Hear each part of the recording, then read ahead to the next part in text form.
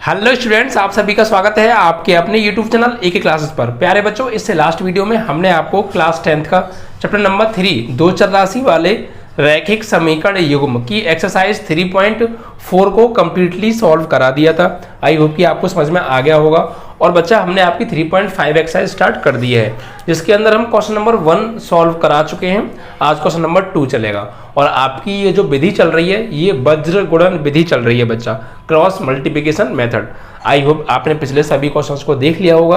अगर आपने पिछली सभी वीडियोस को नहीं देखा है तो चैनल को अभी सब्सक्राइब करके बेल आइकन दबाकर ऑल पर क्लिक करके आप पिछली सभी वीडियोस को बिल्कुल शुरुआत से देख सकते हैं बच्चा, ठीक है।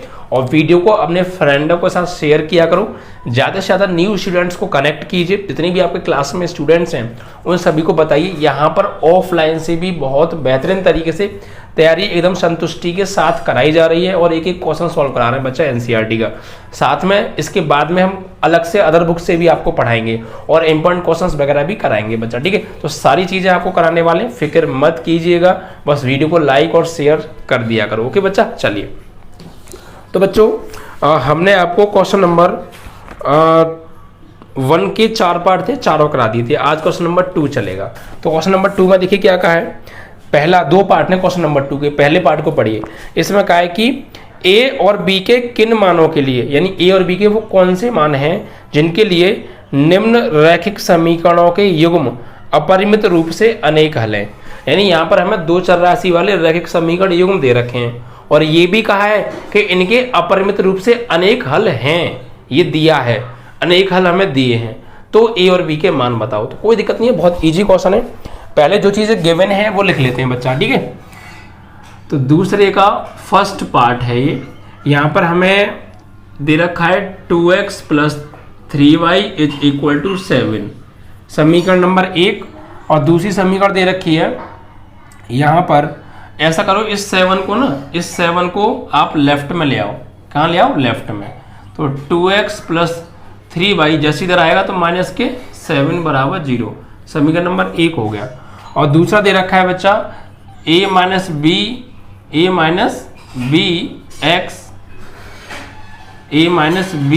x प्लस के a + bx बराबर 3a + b - 2, ठीक है। ऐसा करो, ये जो बराबर में वैल्यू है ना, इसे लेफ्ट में ले आते हैं। तो ये a - bx तो है, प्लस a + b, ये y होना चाहिए यहाँ पर ना, ये y है बच्चा, a + b y। और जैसे ही पूरा ब्रैकेट लेफ्ट में आएगा तो माइनस का हो जाएगा, 3a + b - 2 बराबर हो गया 0। समीकरण युग्म दूसरा हो गया बच्चा, ठीक है। अब ये बोल रहे हैं कि इनके अपरिमित रूप से अनेक हल हैं, तो a और b के मान बताओ। तो अपरिमित रूप से अनेक हल होने की कंडीशन क्या होती है बच्चा? तो अपरिमित रूप से अनेक जब हल होते हैं तो दोनों रेखाएं एक दूसरे के ऊपर समपाती होती हैं। उसकी कंडीशन होती है कि a1/a2 = b1/b2 = c1/c2, तीनों बराबर होते हैं बच्चा, ठीक है। तो वही कंडीशन हम यहाँ पे लगाएंगे, उससे पहले इसकी कंपेयर करेंगे, ठीक है। तो समीकरण 1 की तुलना किससे होगी? a1x + b1y + c1 = 0 से करने पर। तो x का गुणांक हो गया बच्चा a1 और यहाँ पर x का गुणांक 2 है, तो a1 की वैल्यू हो गई 2, b1 की वैल्यू हो गई 3 और c1 की वैल्यू हो गई -7, ठीक है बच्चा।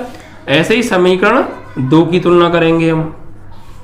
समझ गए किससे होगी? बस यहाँ पर 2 से कर रहे हैं इसलिए 2 आ जाएगा, a1 b1 c1 की जगह। तो a2x + b2y + c2 = 0 से करने पर। क्यों आ जाएगा? क्योंकि समीकरण 2 की तुलना कर रहे हैं इसलिए 2 आ गया है। 1 की कर रहे थे तो 1 आया था। क्लियर बच्चा? चलिए, तो x का कोफिशिएंट यहाँ पर 2 है और यहाँ पर कितना है? a - b। तो a2 = हो गया a - b, b2 = हो गया a + b और c2 = हो गया -3a + b - 2 ब्रैकेट में, ठीक है बच्चा।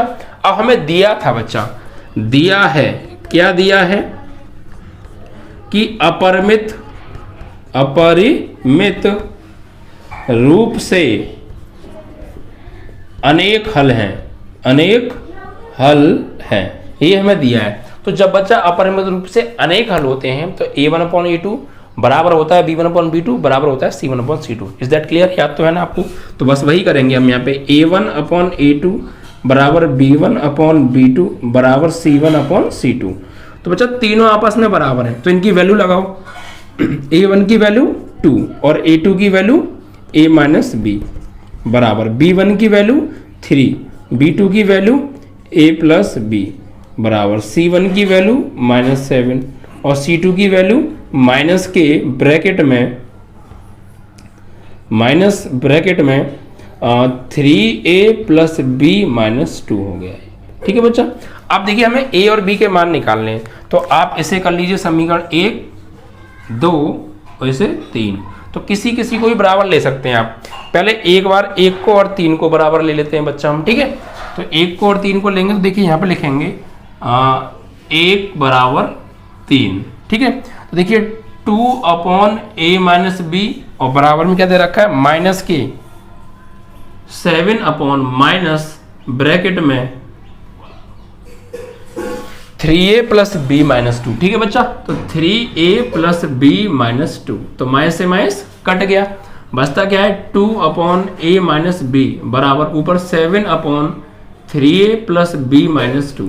यहाँ कर दीजिए क्रॉस मल्टीप्लाई, इसका इधर इसका इधर, तो 2 का 3a में 6a प्लस 2 का b में 2b और 2 का -2 में 4 बराबर 7 का a में 7a और 7 का b में 7b हो गया। ठीक है? अब इसे आगे सॉल्व कैसे करेंगे देखिए बच्चा, इन दोनों को लेफ्ट में ले आओ तो ये 6a तो है, 7a आएगा -7a प्लस 2b इधर आएगा -7 प्लस के 7b और -4 बराबर हो गया 0। तो बच्चा 6a में से 7a गया -a और ये 7b और 2b कितना हो गया 9b और माइनस के 4 बराबर 0। समीकरण 1 हो गया। ऐसे 1 और 2 हमने इसको बना लिया तो इसे आप ऐसा करो, इसे समीकरण नंबर 3 नाम दे दो। कितना? 3। ठीक है? ऐसे ही एक बार दूसरे को और तीसरे को लेंगे बराबर। ठीक है बच्चा? तो समीकरण 1 बराबर 3, 2 बराबर 3 करने पर तो 2 की वैल्यू है 3/a प्लस b बराबर और इसकी वैल्यू है माइनस के 7 upon minus 3a plus b -2। Minus से माइनस क्रॉस मल्टीप्लाई, 3 तिया 9a, 3 का b में 3b, 3 दूनी 6, 7 का a में 7a प्लस 7b, दोनों को लेफ्ट में लेके आओ तो 9a 7a आएगा तो -7a हो जाएगा, ये 3b 7b आएगा तो माइनस के 7b और -6 बराबर 0। तो बच्चा 9a में से 7a गया तो 2a, 3b से 7b गया 4b वो भी माइनस का और -6 बराबर 0। सब में से 2 कॉमन आ रहा है, 2 कॉमन ले लो तो बचेगा क्या a 2 दूनी 4, b 2 तिया 6 बराबर 0। 2 चला गया 0 में तो फाइनली यहाँ पर बचता है a माइनस 2b माइनस 3 बराबर 0। समीकरण यूं चौथा मान लीजिए आप इसे। क्या मान लीजिए? चौथा। क्यों? क्योंकि 1 और 2 तो हमने इसको बना लिया था, 3 इससे बना लिया तो 4 इससे बना लिया। अब इन 3 और 4 को सॉल्व करेंगे और यहाँ से a और b की वैल्यू फाइंड आउट करेंगे बच्चा। ठीक है? सारी चीजें क्लियर है? पहले समीकरण 1 और समीकरण 2 दिया था, इसकी कंपेयर करके a1 b1 c1 a2 b2 c2 के मान निकाल लिए। अब इनके मान आ गए तो हमसे ये कहा था कि अपरिमित रूप से अनेक हल हैं। इट मीन्स दैट जब अपरिमित रूप से अनेक हल होते थे a1/a2 बराबर b1/b2 बराबर c1/c2 तीनों बराबर होते हैं तो वही हमने किया, तीनों बराबर उनकी वैल्यू लगा दी। पहले 1 को और 3 को बराबर ले लिया और यहाँ से एक समीकरण बना ली जिसे समीकरण नंबर 3 नाम दे दिया। फिर समीकरण 2 और 3 को बराबर ले लिया, यहाँ से सॉल्व करके समीकरण नंबर 4 बना ली। अब इस 3 और 4 को सॉल्व करेंगे और यहाँ से a और b की वैल्यू फाइंड आउट करेंगे। ठीक है बच्चा? तो देखिए यहाँ पर माइनस का a है, यहाँ प्लस का a है, अगर इन दोनों को जोड़ दें तो कट जाएंगे और इक्वल पहले से ही है। ठीक है? तो यहाँ पर यही करेंगे। समीकरण 3 + 4 तो -a प्लस 9b -4 बराबर 0 और यहाँ a -2b -3 बराबर 0 जोड़ेंगे बच्चा तो ये कट गया, 9b में से 2b गया 7b -4 -3 -7 बराबर 0। 7 को इधर ले जाओ तो 7b बराबर +7 हो जाएगा, 7 से 7 कट जाएगा एक बार तो b की वैल्यू आ गई बच्चा 1। b की वैल्यू आ गई 1। अभी a की निकालनी है ना तो इस वैल्यू को उठा के किसी में भी लगा दो, या तो 3 में या 4 में। ठीक है? तो पुट इन ऐसा कर देते हैं, 4 में कर देते हैं। ठीक है? 4 में कर दीजिए बच्चा तो 4 ये रही यहाँ पर, तो a माइनस के 2 इंटू बी की जगह 1 और माइनस के 3 बराबर 0, तो a माइनस 2 माइनस 3 बराबर 0, तो a माइनस के 5 बराबर 0, तो a बराबर हो गया बच्चा 5। ठीक है, तो इस तरीके से a और b के मान हमसे पूछे थे, जिसके लिए इन दोनों समीकरणों के अपरिमित रूप से अनेक हल हों। तो अगर हमें इस समीकरण में a की जगह लगा देंगे बच्चा 5 और b की जगह लगा देंगे 1, तो यहाँ से जो समीकरण मिलेंगे उनके रियली अपरिमित रूप से अनेक हल ही मिलेंगे। ठीक है बच्चा, तो आपका यहाँ पर ये सवाल सॉल्व हो जाता है। आई होप कि आपको क्लियर हो गया होगा। अब देखेंगे बच्चा अगला सवाल। ठीक है, क्लियर ना? चलो दूसरा सवाल है बच्चा।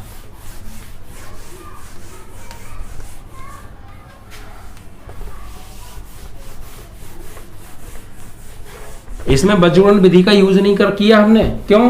क्योंकि जरूरत ही नहीं पड़ी। हमसे ये कहा था अपरिमित रूप से अनेक हल हैं, तो फिर वही कंडीशन हमने लगा, मतलब अपरिमित रूप से अनेक हल होने चाहिए, तो हमने वही कंडीशन लगा दी, सीधे वहीं से मान आ गए, जरूरत ही नहीं पड़ी। ठीक है, चलिए दूसरा पॉइंट क्या है इसका, दूसरे का दूसरा, के किस मान के लिए निम्न रैखिक समीकरण युग्मों का कोई हल नहीं है, नो सॉल्यूशन का है बच्चा, तो कोई दिक्कत नहीं है।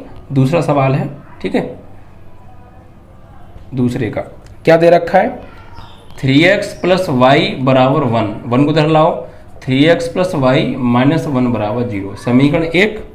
दूसरा दे रखा है 2k minus 1 x k minus 1 y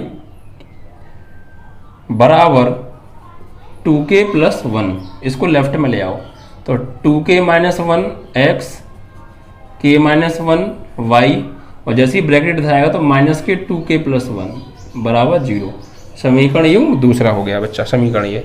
अब इसमें ये कहा है कि इनका कोई हल नहीं है, तो जैसे पीछे कहा था ना अपरिमित रूप से अनेक हल हैं, तो अपरिमित रूप से अनेक हल की कंडीशन लगाई थी, यहाँ कोई हल नहीं है, यानी के का ऐसा क्या मान लगाएं इन दोनों समीकरण, इस समीकरण में के की जगह ऐसी क्या वैल्यू लगाएं कि इसका कोई हल ना हो, तो कोई हल ना की ही कंडीशन लगाओ, वहां से जो के का मान मिलेगा वही ऐसा मान है के का जो हम यहाँ लगाएंगे तो कोई हल नहीं होगा बच्चा। ठीक है, चलिए तो सबसे पहले क्या करते हैं, इसको कंपेयर करके मान निकालेंगे। तो समीकरण 1 की तुलना करिए आप, किससे होगी, a1x b1y c1 बराबर 0 से, x का गुणांक a1 और यहाँ 3, तो a1 की वैल्यू 3, b1 की वैल्यू y का गुणांक 1, c1 की वैल्यू अचर पद -1। ठीक है, फिर समीकरण 2 की तुलना होगी बच्चा, किससे होगी, 2 आ जाएगा, a2x plus b2y plus c2 बराबर 0 से। ठीक है बच्चा, क्लियर है ना? अब कंपेयर करेंगे, x का कॉफिशिएंट a2 और यहाँ पर कितना है 2k माइनस 1, तो a2 की वैल्यू हो जाएगी बच्चा 2k माइनस 1, b2 की वैल्यू हो जाएगी k माइनस 1, और c2 की वैल्यू हो जाएगी बच्चा माइनस के ब्रैकेट में 2k plus 1। Clear, a1 b1 c1 and a2 b2 c2 की वैल्यू फाइंड आउट हो गई। अब क्या कहा है क्वेश्चन में, के किस मान के लिए इन दोनों समीकरणों का कोई हल ना हो, कोई हल ना हो, तो आपको कोई हल की कंडीशन लगानी है, वहां से जो के की वैल्यू मिलेगी वही वो के का मान होगा बच्चा। ठीक है, तो कोई हल ना होने के लिए, कोई हल ना होने के लिए कंडीशन क्या बताई थी बच्चा, मैंने बताया था कि a1 upon a2 is equal to b1 upon b2 does not equal to c1 upon c2, यही कंडीशन लगाएंगे बच्चा। तो a1 की जो वैल्यू है वो है आपकी a1 की वैल्यू 3 और a2 की वैल्यू 2k माइनस 1 बराबर b1 की वैल्यू 1 और b2 की वैल्यू k माइनस 1 और बराबर नहीं c1 की वैल्यू -1 और c2 की वैल्यू माइनस के 2k प्लस 1। तो यहाँ पर देखिए ये तो बराबर है ही नहीं, इसके बराबर ये भी नहीं है और इसके बराबर भी नहीं है, तो ये दोनों आपस में बराबर हैं, तो इन दोनों को ले लेंगे बस बराबर में। ठीक है, तो यहाँ पर क्या करेंगे हम, 1 2 समीकरण और ये वाली आपकी 3, तो 1 और 2 को बराबर ले लेते हैं बच्चा हम। ठीक है, तो समीकरण 1 बराबर 2 कर दो बच्चा, तो 3 upon 2k minus 1, 3 upon 2k minus 1 बराबर 1 upon k minus 1, cross multiply, 3 का k में 3k माइनस 3, इसका इसमें 2k माइनस 1 इधर ले आओ, तो 3k तो है 2k आएगा तो माइनस 2k, -1 3 के जाए, वो 3 जाएगा तो उधर जाके +3, तो बच्चा ये बचा k और यहाँ पे बचा 2, तो k की वैल्यू आ गई 2। This is your final answer. k का हमसे कहा था k का ऐसा कौन सा मान है जिसके लिए ये दोनों समीकरणों का कोई हल ना हो, तो बच्चा k का वो 2 मान है जिसके लिए इन दोनों समीकरणों का कोई हल नहीं होगा। आप यहाँ लिख भी सकते हैं, अतः k बराबर 2 के लिए समीकरण 1 व 2 का कोई हल नहीं है, कोई हल नहीं है। ठीक है बच्चा, इस तरीके से तो क्वेश्चन नंबर 2 के दोनों पार्ट आपके फिनिश हो गए और इस साथ आपका क्वेश्चन नंबर 2 ही कंप्लीट सॉल्व हो गया बच्चा। ठीक है, तो वीडियो अगर आपको अच्छी लग रही है तो प्लीज़ यार हमारी वीडियो को शेयर कर दिया करो ज़्यादा से ज़्यादा न्यू स्टूडेंट के साथ। जितनी भी आपके क्लास में स्टूडेंट्स हैं सभी को बच्चा बताया करो, है ना। बहुत बेहतरीन लेवल पर तैयारी कराएंगे बच्चा, ऐसे ही नहीं। ठीक है, अब इसके बाद आएगा बच्चा आपका क्वेश्चन 3। तो इसमें क्या कहा है ध्यान से पढ़िएगा। निम्न रैखिक समीकरणों के युग्मों को प्रतिस्थापन एवं बीजगुणन विधियों से हल करना है। यानी इस प्रश्न को प्रतिस्थापन से भी करना है और बीजगुणन गुणन से भी करना है, तो आप अधिक उपयुक्त मानते हैं। तो बच्चा देखिए, मैं प्रतिस्थापन और विलोपन आपको करा चुका हूँ, आप खुद कीजिएगा, मैं सीधे आपको बीजगुणन से सॉल्व कराऊंगा। ठीक है बच्चा, क्योंकि बीजगुणन चल रही है और 2 विधि में आपको कराई चुका हूँ, आप उससे कर लीजिएगा। ठीक है, चलिए तो समीकरण क्या दे रखे हैं, समीकरण लिख लेते हैं यहाँ पे 8x + 5y = 9 को इधर ले आओ, तो 8x + 5y - 9 = 0, समीकरण 1। दूसरा दे रखा 3x + 2y = 4, तो 3x + 2y - 4 = 0, समीकरण दूसरा। अब इसको हम उससे करेंगे बच्चा, विलोपन विधि से सॉल्व करेंगे। ठीक है, उससे सॉरी बीजगुणन से, तो उसके लिए कंपेयर करनी पड़ेगी। ठीक है, तो समीकरण 1 की तुलना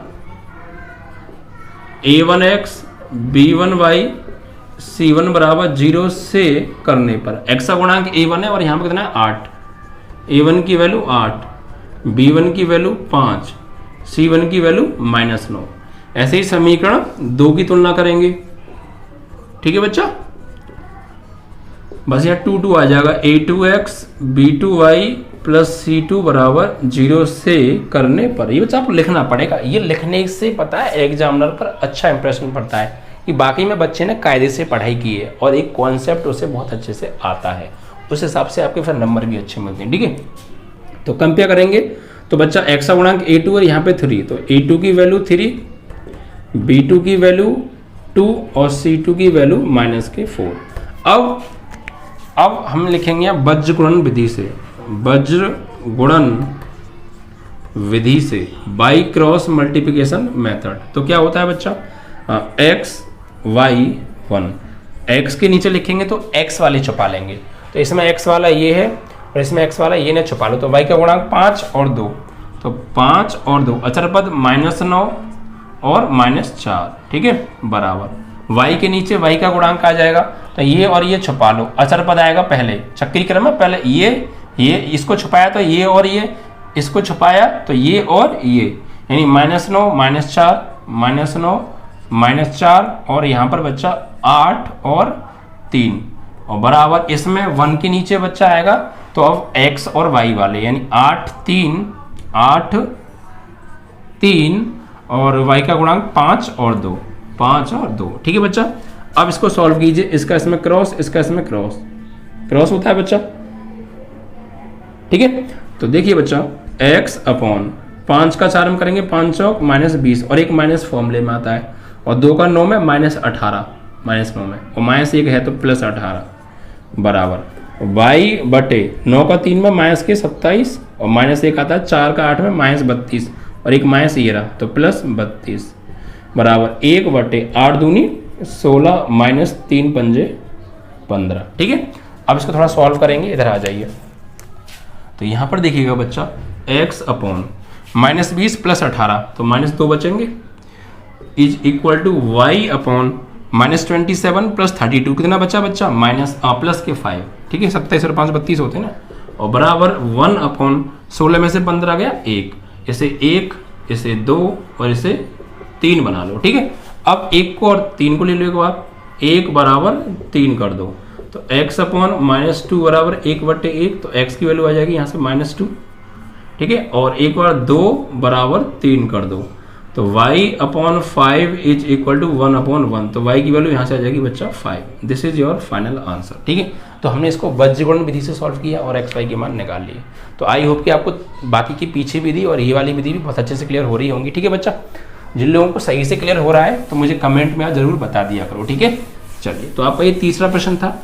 आप इसको प्रतिस्थापन से या जिससे भी कहा आप खुद कीजिएगा, बीजगणित से मैंने आपको करा दिया है, ठीक है। अब पढ़ेंगे बच्चा अगला प्रश्न।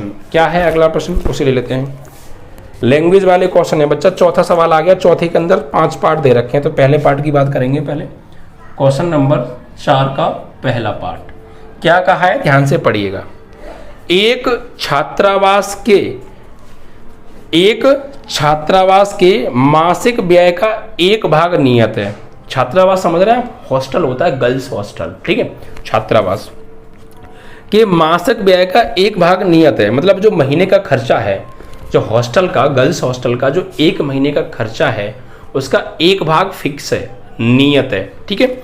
आगे, तथा शेष इस पर निर्भर करता है कि छात्रा ने कितने दिन भोजन लिया है, और जो बाकी का पार्ट है वो इस पर डिपेंड करता है कि उसने कुल कितने दिन खाना लिया है हॉस्टल से खाने के लिए, ठीक है बच्चा। जब एक विद्यार्थी ए को 20 दिन भोजन करता है, यानी एक विद्यार्थी ए जो कि 20 दिन भोजन करता है, 1000 रुपये छात्रावास के व्यय के लिए अदा करने पड़ते हैं। यानी अगर एक विद्यार्थी ए है और वो 20 दिन भोजन कर रहा है, तो उसको छात्रावास को जो है 1000 रुपये पे करने पड़ेंगे 20 दिन भोजन करने के, ठीक है। और जबकि एक विद्यार्थी बी 26 दिन भोजन करता है, तो उसे छात्रावास के व्यय के लिए 1180 रुपये अदा करने पड़ेंगे, 1180 रुपये। तो नियत व्यय यानी जो फिक्स है वो, और जो प्रतिदिन का भोजन का जो मूल्य है वो दोनों बताने। तो हमें तो दोनों नहीं पता है, तो मानेंगे बच्चे यहाँ पे हम, ठीक है। तो वही क्वेश्चन है, पीछे जो करा दिए मैंने, तो ठीक है। तो माना, यहाँ मानेंगे हम बच्चा, माना नियत व्यय, माना नियत व्यय बराबर x रुपये, ठीक है बच्चा। और प्रतिदिन के भोजन का मूल्य, माना प्रतिदिन के भोजन का मूल्य बराबर y रुपये, ठीक है। प्रतिदिन y मान लिया और फिक्स वाला जो है वो x मान लिया। अब प्रश्नानुसार पढ़ेंगे और शर्तों को पढ़ेंगे ध्यान से बच्चा, ठीक है। तो ध्यान से पढ़िएगा, शर्त में क्या कहा है देखिए। प्रश्नानुसार फर्स्ट शर्त क्या कहा है, ध्यान से पढ़िएगा बच्चा, ठीक है। देखिए हमसे कहा है इसमें कि एक विद्यार्थी ए को 20 दिन भोजन करता है और 1000 रुपये छात्रावास को अदा करने पड़ते हैं, ठीक है। तो फिक्स वाला तो आपको देना ही देना है, और प्लस एक दिन का कितना है y, तो 20 दिन का कितना हो गया 20y, और बराबर कितने रुपए पे कर रहा है 1000 रुपये। समीकरण जो है 1 बन गया। क्या समझिए भाई, जो फिक्स कराया है, जो नियत है, वो तो आपको देना ही देना है, प्लस एक दिन का किराया कितना है y, और 20 दिन भोजन लिया तो कितना हो गया 20y, और दोनों मिला के जो नियत है और जो 20 दिन का भोजन लिया है वो, उसको मिला के जो कुल किराया दिया है उसने वो दिए 1000 रुपये। तो समझ में आई। तो नियत क्या है x, तो नियत की लगा दिया x और plus 20y is equal to 1000। This is your first equation. Is that clear. Second condition क्या दे रखी है बच्चा, सेकंड देखिए, ये बात ध्यान रखिएगा, फिक्स किराया तो आपको देने देना है, तो उसको तो आप ऐड ही करेंगे, ऐसा नहीं फिक्स नहीं देंगे, ठीक है। फिक्स तो आपको देना ही देना है। आगे कहा है बच्चा, एक विद्यार्थी भी 26 दिन भोजन करता है, 1180 रुपये अदा करने पड़ते हैं। तो एक विद्यार्थी है बच्चा, वो 26 दिन भोजन करता है, तो फिक्स तो देना ही देना पड़ेगा। अब एक दिन का y है और 26 दिन भोजन करता है, तो 26y हो गया और बराबर देता 1180 रुपये। समीकरण यूं दूसरा समझिए। फिर नियत तो आपको देना ही देना है, फिर एक दिन का किराया बच्चा y, और 26 दिन लिया है भोजन, तो 26y हो गया, और टोटल मिला के देता है 1180 रुपये। तो नियत x से x लगा दिया, ठीक है बच्चा। समीकरण 2। अब इन दोनों को सॉल्व करना है और बस x y के मान निकालने, आंसर हमारा हो गया, ठीक है। तो क्या करेंगे, समीकरण 1 - 2 कर दो, तो x प्लस 20y प्लस 1000 और x प्लस 26y बराबर 1180। घटाएंगे तो बच्चा माइनस माइनस माइनस, ये कट गया, 20 से 26 गया, -6y 1180 तो 180 बचा, वही माइनस का, माइनस से माइनस 6 दिया 18, तो y की वैल्यू आ गई 30। इसे समीकरण कहीं भी रख दो, 1 में रख दो या 2 में रख दो, कहीं भी लगा, 2 में लगा दो चलो। तो x प्लस 26 गुणा 30 बराबर 1180। तो x प्लस 26 का 3 में करके कितना हो गया भैया, 20 दिया 78, 26 दिया 78 और 0 का 0, 780 बराबर 1180। उधर ले जाओ तो x बराबर 1180 माइनस 780, तो फाइनली कितना आ गया आपका 400। ठीक है, तो यहाँ पर लिखेंगे अतः नियत क्या है, नियत व्यय, नियत व्यय क्या माना था हमने x, तो कितना आ गया 400 रुपये।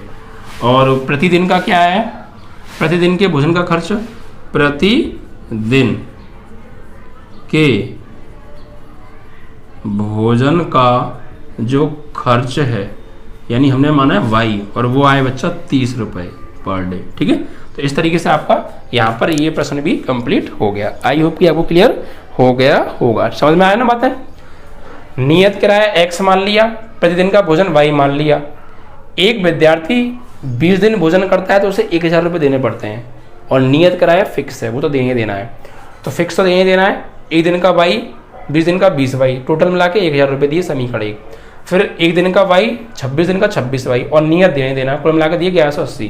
दोनों को घटा के y का मान समीकरण 1 या 2 में लगा के x का मान, final this is your final answer. ठीक है बच्चा, तो इस तरीके से आपके ये क्वेश्चन यहाँ पे फिनिश हुए। कुछ और बचते हैं, उन्हें हम अगले वीडियो में लेंगे बच्चा। वीडियो को लाइक और शेयर करना मत भूलिएगा। ओके बच्चों।